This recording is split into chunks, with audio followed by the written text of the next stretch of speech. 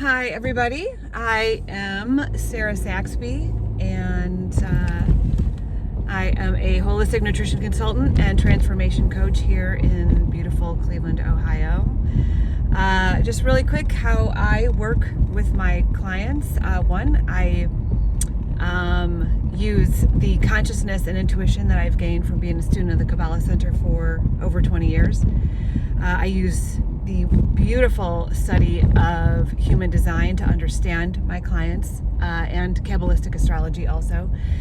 And also I share my experiences. I've been through a whole heck of a lot, and I truly believe that I'm here to share that information in hopes that it will also ignite you to change as well.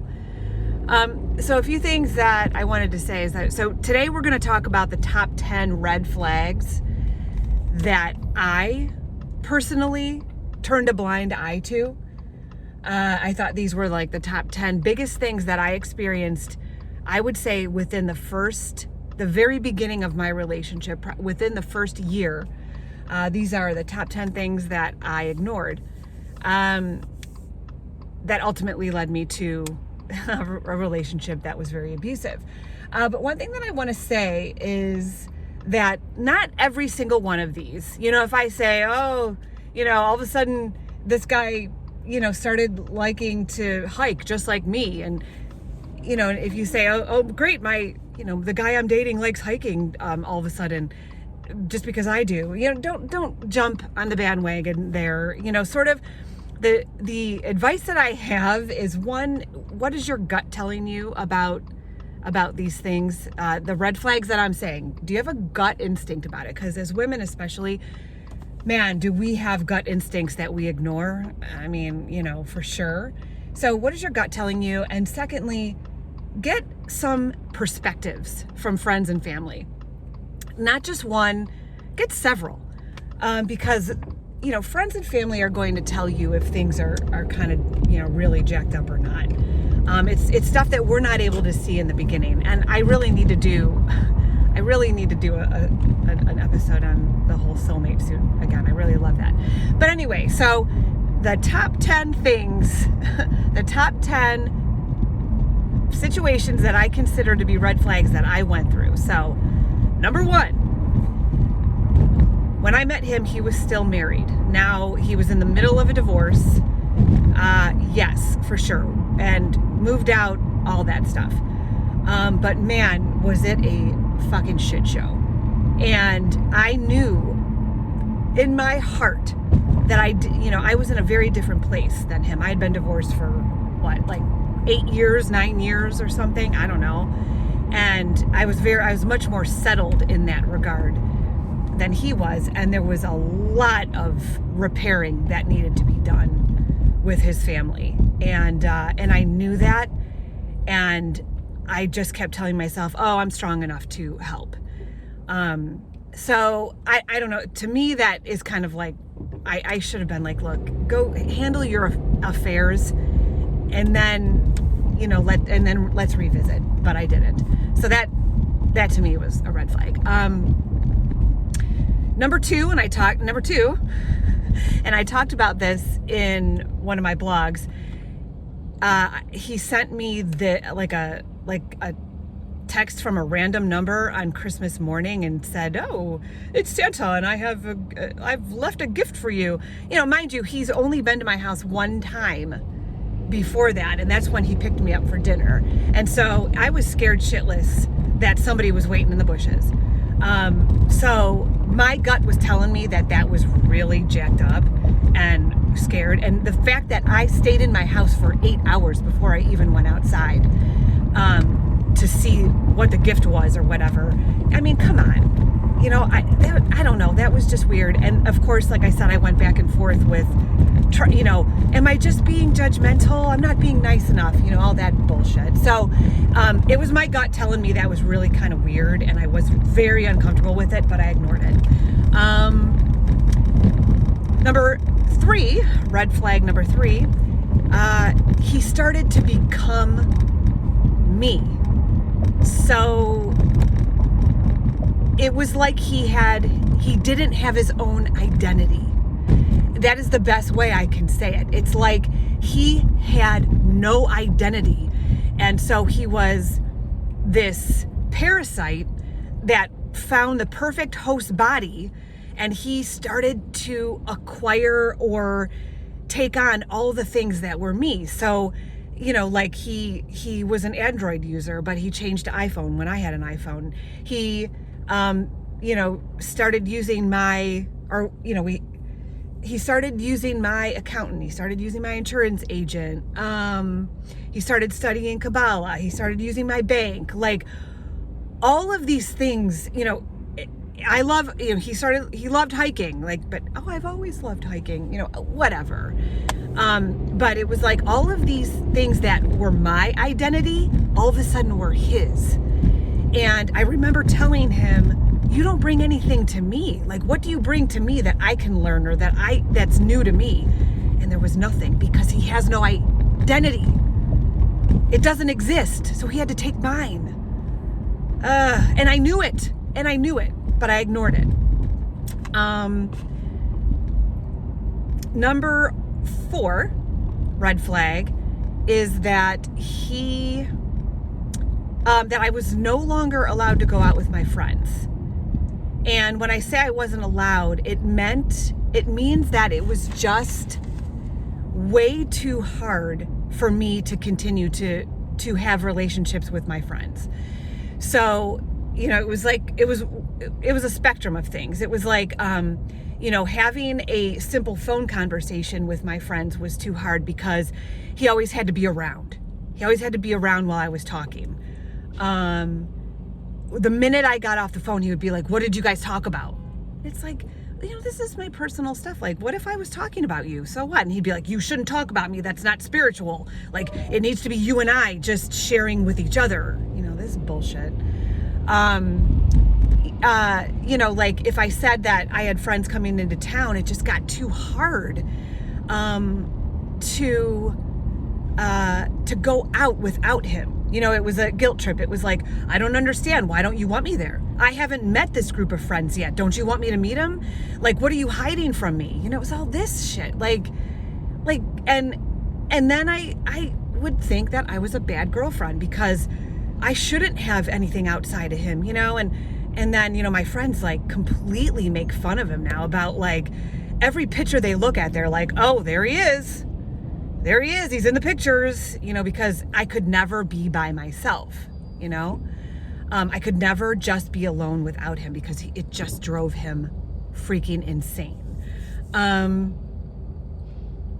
Number 6 red flag, I wasn't allowed to share anything about my past. So either with him, or if we were in a group of people, I was never allowed to talk about my past. And it could be anything. It could be a vacation I took with friends, or a vacation I took with family. Something that I did in high school. It didn't matter if it had nothing to do with an ex-boyfriend or whatever. It's just like, oh, my friends and I went on spring break, and I was not allowed to talk about it. If it didn't have anything to do with him, then he wasn't interested, and he would bitch. Oh my God, he would just be so pissed off and ruin my fucking day, because I was talking about something that he wasn't a part of. So if, it was basically he wanted my life to begin when he met me. Okay, so that was one of the biggest things that and I remember I was so sad, because I was up until that point I had a really fun life. I had a lot of rough patches too, that's why I'm here to share. But the thing is, I laughed a lot too, and it's when you're with somebody, why can't you share those fun things without somebody getting pissed off at you because they weren't a part of it? It's I was like, you just hate, I would tell him, you hate the fact that you're not a part of something. And he's like, so? And I'm like, so I literally had no past without him. So that sucked. That really sucked. Number 7, I was really big when I was younger. I always took pictures. I was always a picture taker, and I always got a ton of pictures developed. And so I had a lot of photo albums, and I had like 3 tubs of photos that I carried, as many times as I've moved in my life. I had so many pictures I captured everything, all the moments of my life. And I was really, I really enjoy looking at those and going over them with friends or my kids or whatever, and just looking at stuff. And, I have a ton of pictures of my kids when they were little and, all that. And for him, I wasn't allowed to have those pictures. Now, he told me that I need to throw them away. These were my options.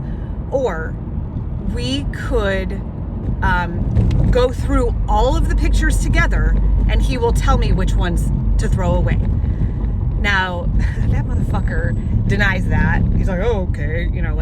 I don't remember saying that. But those were my rules. And he was saying that we couldn't move in together until I got rid of those pictures. So flash forward to when we did move in together, he shoved them up in an attic, and he would refuse to get those down. Even when my parents died, my mom died particularly, is when we lived together, and he wouldn't even get those pictures down so I could bring pictures to the wake to share with my family. He refused to get them down. Because, that would somehow flash a memory of my past, and he wasn't a part of it, so I wasn't allowed to do that. Number 8, red flag. Let's talk about this one again, my friends. How when we first met, he told me that when he breathed, he only wanted to breathe the air that I was exhaling. Like, he wanted to be that close to me that every time I exhaled, he wanted to breathe in that air. Okay, guys, even the most romantic people on the planet, come on. I'm sure most of you are going, yeah, lady, that's kind of fucking weird. What the hell? So, but of course I was like, I don't know, it's gonna be, right? No, that's fucking weird. If they're saying shit like that, like, come on. Like, you got to be like, look, you need to get your own life together and your own air. Okay, I take ownership of that one. Because that's really stupid. But I ignored it, of course. So 9, I gave up all of my friends. It was just so much easier for me to stop hanging out. I know I kind of talked about this one a few before, but I gave up all my friends. Like, I stopped hanging out with them, and I didn't really want their perspective because I knew everything was really messed up, and I probably was embarrassed, and I didn't want to hear what they had to say about it. Like, flash forward to after, when I was getting out of the relationship abruptly, it's like I started talking to people, and they were like, Sarah, seriously, why didn't you talk about this? And because I didn't want to hear it, guys. I didn't want to hear it. I didn't want to hear how fucked up my relationship was and how abusive it was starting to be, because I just wanted the relationship so bad. I wanted somebody to share things with, and even though I wasn't allowed to share past experiences, but I just wanted it so bad that I didn't want to hear what anyone had to say. And in my soul, I knew that it was really messed up. I really, really, really knew that. Okay. Oh, so I feel like I could keep going on, but number 10 is a really interesting one. And it's kind of one of those slick narcissist maneuvers, that, how they can hide behind how wonderful they are, but it's really, there's a ulterior motive to it. So number 10 is that up until I met him, for years he traveled for work. Okay, so like, I know that, his ex and the kids, they were left a lot, like 3-4 days during the week, and he will tell you that he really didn't want to be around. You know, it was so miserable that I didn't want to be around. So he traveled a lot. And I think he really liked traveling. Like, I think it's in, you know, sort of like his astrological makeup that it's good for him to see new places and to experience new things. So I think he really enjoyed traveling and going and talking to people.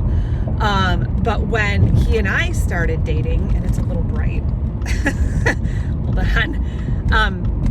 When he and I started dating, he talked to his work. So remember, he started going in later because I went into work at 9. And so he started going in later. He started going in at 9 also. That was one thing. So he could follow me into work. But he stopped traveling. Okay. And if you ask him why he stopped traveling, he'll give you the novel like, oh, you know, hero, right? I needed to be around for my family. You know, they needed me. And let me tell you, did they? Oh my God, did they freaking need him to be around? Are you kidding me? He didn't even know how to do it, you know? But they needed him bad because he had just been not around, you know, for so long, and he's ignored his duties and just sort of pushed them off onto, you know, his ex to handle everything in the home. And I'm like, dude, you need to get shit together in the house, like on your end. You know, it's not just one person's responsibility, you know, it's two. So he'll tell you that, you know, that is the reason why he stopped traveling for work. But I will tell you that he stopped traveling so he can keep a closer eye on me. So anyone who has been in an abusive relationship will know how monitored you are, as the woman who, or I shouldn't say woman, sorry guys, it's the person who is being abused. And I can tell you, I know that he stayed home. He started staying home so he could keep a closer eye on me because he could not stand me being left alone all that time to do whatever I wanted to do. So it's kind of like, oh, you know, what a good dad, you know, you're going to stay home with your kids now and spend more time. And granted, he did, because I made sure that fucking happened. All right. I made sure that he started doing that and started becoming, you know, a dad. But I know he had to keep a closer tab on me because he did not like that I was alone, but, you know, during those days, because he stopped that really quick. So anyway, those are the 10 red flags that I chose to ignore. And as a, you know, a conscious woman, I have to say that I take responsibility for these things because, you know, I was an adult, but I wasn't able to see yet during this. I wasn't, you know, during this time, I didn't have the eyes to see in the way I needed to see it.